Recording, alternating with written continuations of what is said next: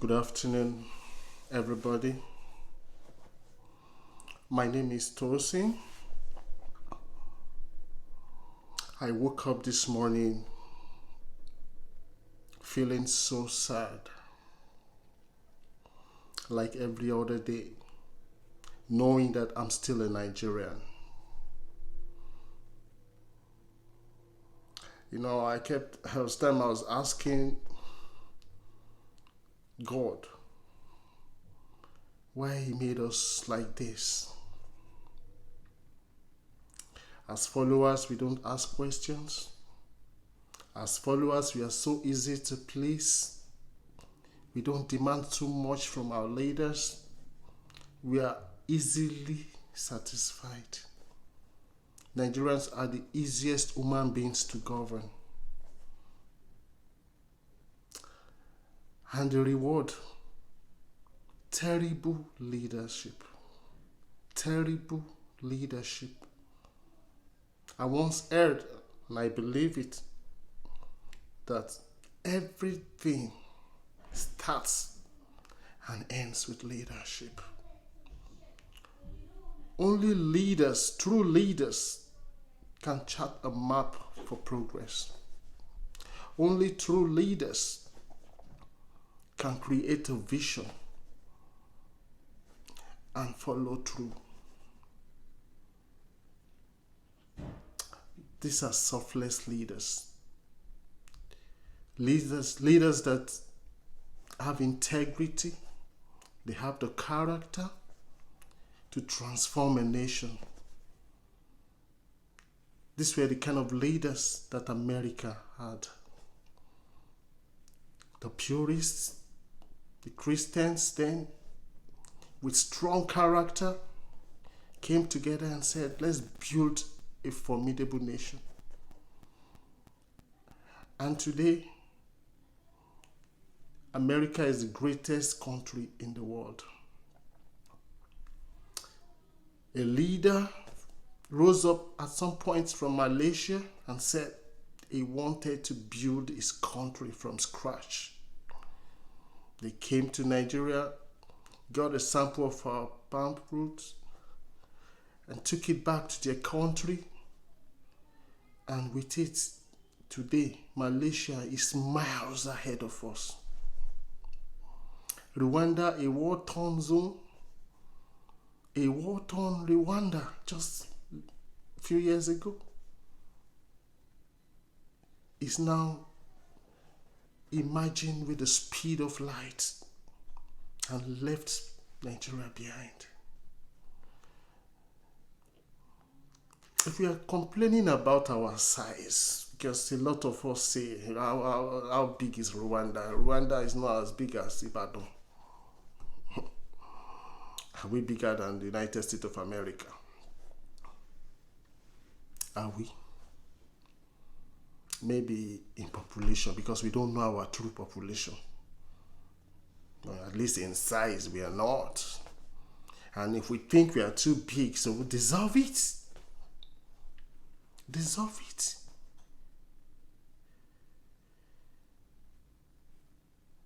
What I feel now is no more sadness, it is rage. Rage, anger. Anger for the political elites and some religious elites that have held this country bound for years. They made a fool of all of us because we don't ask questions, because we are very easy to govern. Sometimes they say we are docile people. Because no matter what they do, when it's time for election, when they dangle the banana in front of us, we embrace it, we collect it, and we vote against our conscience. It doesn't even matter who we vote for, because all the candidates are bad candidates anyway. So in the last election, you were in between the deep blue sea and the devil. Atiku on one hand, Buhari on the other, none of them was good enough. The likes of Sowore and co. Nigerians turned their back on them. You see, the way the country is structured now, the way the country is wired now, the system cannot even produce a good person the way it is now. If the system does not have the capacity to produce a good leader, so why do we still have the country? I'm asking, why? If the only thing or the only category of people the system we currently have can produce as leaders are the bad eggs in the country, the thugs in the country, the looters in the countries, the criminals in the country, then we don't need that kind of a country. We don't need it. That's why I support Biafra. I support Oduduwa. I support the good people of the north that want Arewa. Because I believe there are a lot of people in the north that are also agitating. They want freedom from this madness. The masses of Nigerians are the victim of these political elites and some of these religious elites, both in the Christian faith or the Islamic faith. Because the political elites use the religious elites to continue to hold us bound. When you go to the church, they will tell you, pray for your country. Whatever your president do, is God that put him there. Don't rebel against the people in authority. They will brainwash us, because when these political leaders go to church, they occupy the front row. We see them in the Holy Ghost camp of the redeemed. When they say they make altar calls, and sometimes I ask myself, when they make altar calls, I thought these political leaders should be the first set of people to run to the altar. No, they don't. They don't give their life to Christ. Because they are political leaders, they are automatic Christians. Because at the end of the service, they give out brown envelopes, car keys to the pastors, and the pastor says, kneel down, let me pray for you, my son. Religious leaders and political leaders. Our eyes have opened. It is time to revisit how it all started. How did we get to this point? That is the crucial question I'm going to ask in this video.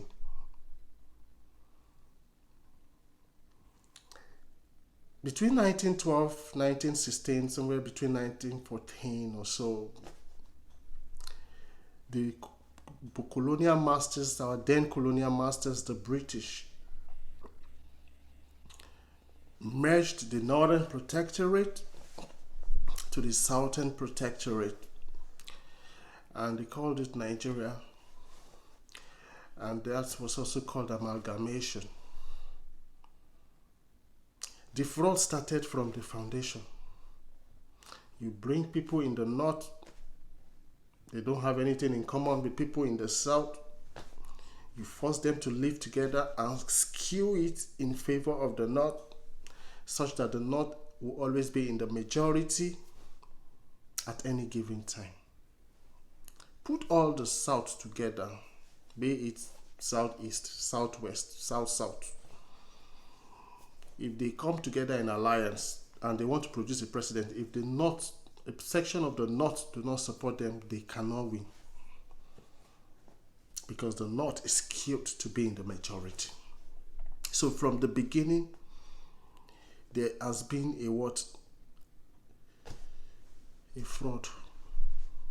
It is a fraud. Our then founding fathers, out of ignorance, illiteracy, they embraced it. They thought it was something good. Now we know better. That it was illiteracy and ignorance and sometimes greed that made them accept that unholy alliance, unholy marriage that must be dissolved as soon as possible. Yes, I repeat it. That unholy marriage must be dissolved as soon as possible. We cannot continue like this. Nigeria has become the poverty capital of the world. The death rate, the rate at which people are killed in Nigeria is the fastest in the world. I was shocked when I saw some Nigerians carrying placards protesting against the killing of George Floyd in America. Every day people die on our streets.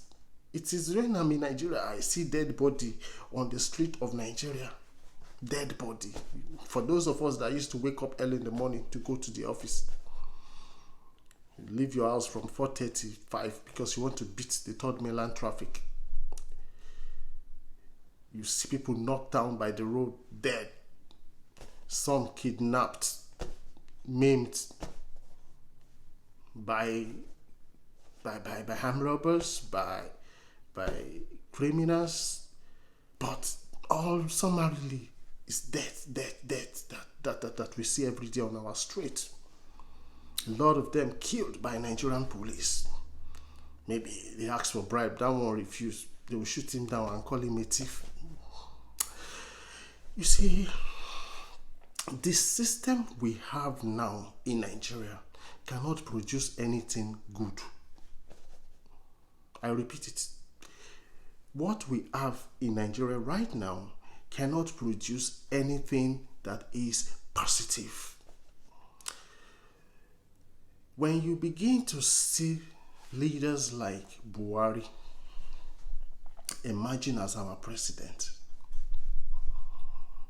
Tinubu emerging as leaders, Dino Melaye, Yahaya Bello, when you begin to see those people emerging as leaders in Nigeria, then you know that the country is doomed.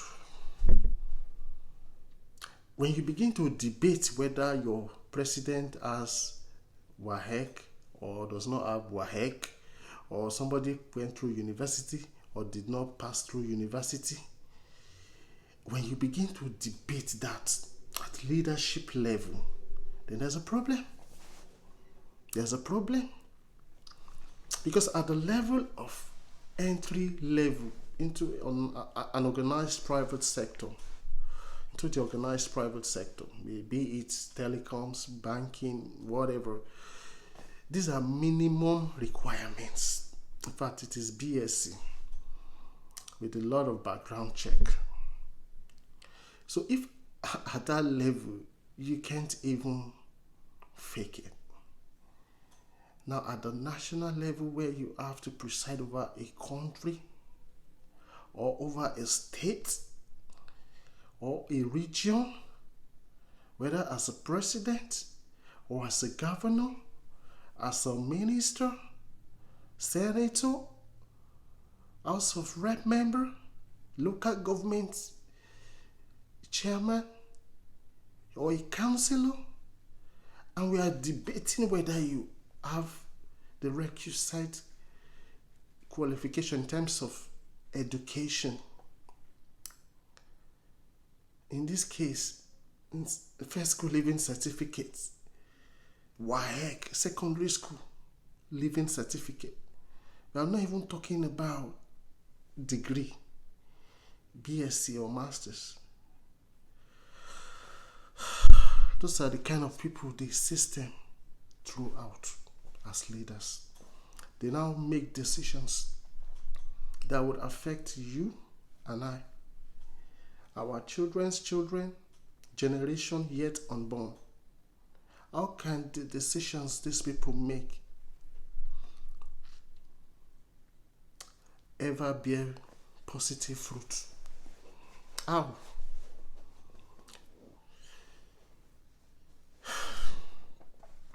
I am sad. No, I'm not sad. I was sad when I woke up. Now, I am angry. I'm filled with rage. You now have a vice president that's a professor that's been relegated to the background, Osibanjo, a man I once respected. I still respect. He cannot voice his opinion. The only reason why I lost respect for him is because he's still serving in this fraudulent government. I am angry that he has not resigned from the Buhari government. I am so upset and angry about that. And I'll urge you, Mr. Professor Osibanjo, you are a good man. You are a good man. You can't thrive in the midst of those cabals. They will consume you. Bola Ige did it. He tried. He thought he could do it. But they killed him. They killed him. You can't thrive. You have to get out of there. And Tinubu cannot continue to parade himself as a leader, or as your leader, or as your political godfather. He does not have the character to support it.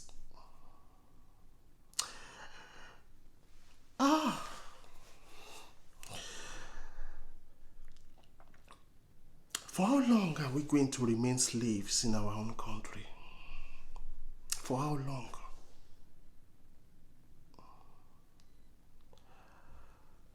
When you have people like Obasanjo as your leaders, and you have people like Babangida, Abacha that died, you call them dictators, okay. They are military, okay. The current one, who is he? It's only the military that's been ruling us. The fact that they remove uniform and wear agbada, that did not change their true character. That's why Buhari government has become the most corrupt government that Nigeria ever had. Corruption at the level in Buhari's government knows no bound. And very soon, the country will be run aground. Maybe at some point, China will recolonize us. I can't wait for that day to come, because we have proven over and over again that we are not fit, or we do not have the capacity to preside over our affairs, to govern ourselves, to lead ourselves. We do not have it. We've proven over and over again that we don't have it. If you leave the presidency at the national level and you come to the states, it is even worse. Look at what is happening in Edo State. Obaseki, Oshomole, all these people, look at them. And so it's not a national problem. It's a systemic problem. The problem goes way from the top to the local government level. Everything is bad. Everything is bad. And it started from that amalgamation I was talking about. That amalgamation, that was where these issues started from. It was a fraudulent marriage. It later produced independence in 1916. We danced, clapped, we sang, we were happy that Nigeria has regained freedom from the British colonial masters. Little did we know that the new set of masters that would enslave us would be Nigerians like us. The political elites and some religious elites. I keep using the word some religious elites because not all of them are bad. And it does not matter whether you're a Muslim, like I said, or a Christian. Because my Bible teaches me that there was really never a time when the religious leaders, the true religious leaders of old, whether you look at it from the Old Testament or the New Testament, had an alliance with political leaders. They don't agree. They don't see eye to eye. You know why? Because it is the duty of the religious leaders to call out the political leaders when they are erring, when they derail, or when they fail. It is the duty of the religious leaders to call them out. It was the duty of the religious leaders to call them out. So whether in the Old Testament, when you see the prophets calling out on the kings to deviate from evil and follow God, so the kings are always angry with the prophets. They want to kill them, if anything, eliminate them. That's been in the New Testament. When Jesus came, he did not wine and dine with political leaders. He did not. In fact, they killed him. The political leaders killed him. Where am I going here? In Nigeria now, you see the frolicking and rollicking of the political leaders and the politicians and the religious leaders. They come together in an own. And we, the masses, are the victims. It does not matter whether you're from the north or you're from the south. We are all the victims. So next time when the separatist, pro-separatist movements want to talk about who the true enemy is, and they look at the northerners and think they're no, they're not the enemies. No, they're not. I come and introduce to you today the true enemies of Nigerians. It's not the northern guy. It's not the Igbo guy or the Yoruba guy or the Niger Delta guy or the minority North Central. No, they are not the problems. We are not our problems. Our number one problem is the political leaders.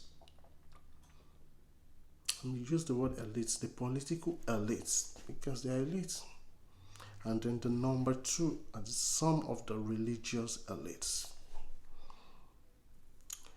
that support them, that brainwash us to be law-abiding, to pray for our leaders, to pray for our country, to be submissive, to not question authority.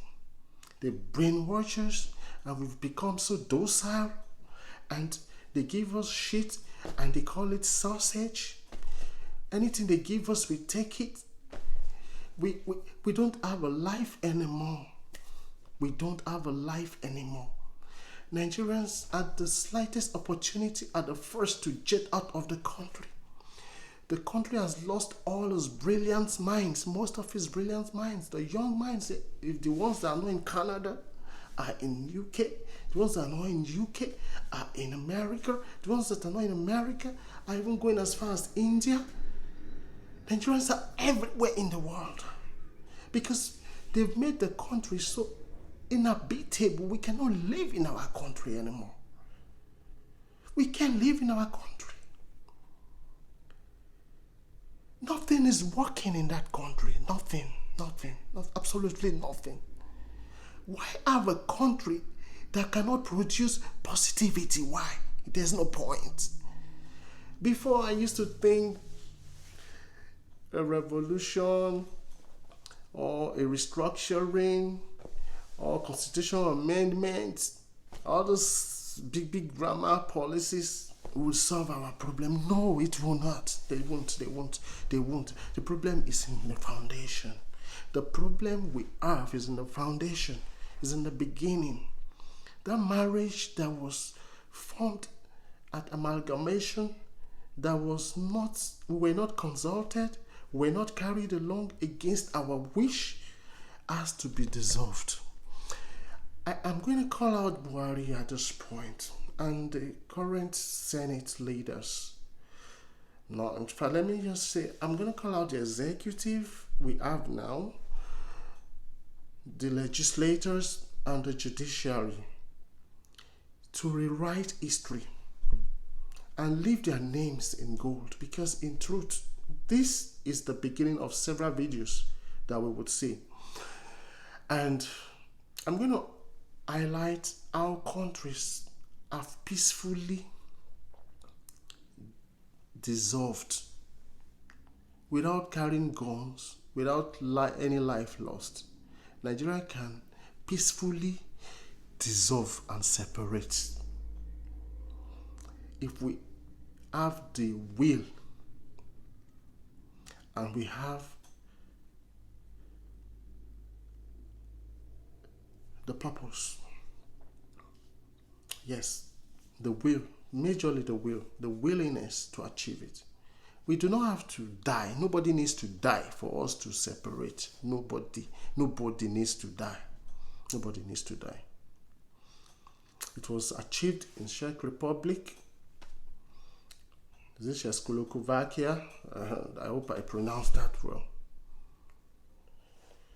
So many countries, I'll give you countries later as we progress, that have peacefully dismembered and separated without anybody dying.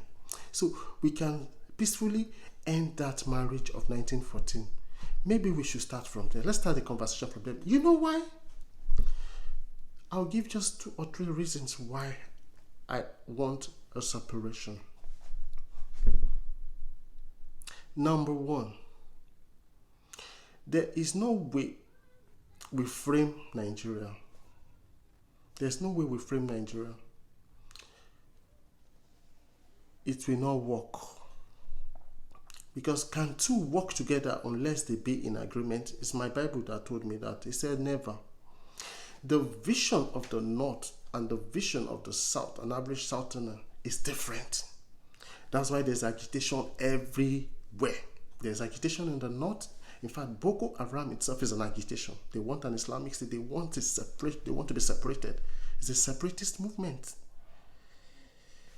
The Biafrans, the IPOB, is a separatist movement. The Oduduwa Republic, people are rising up now to call for Oduduwa Republic. It's a separatist movement.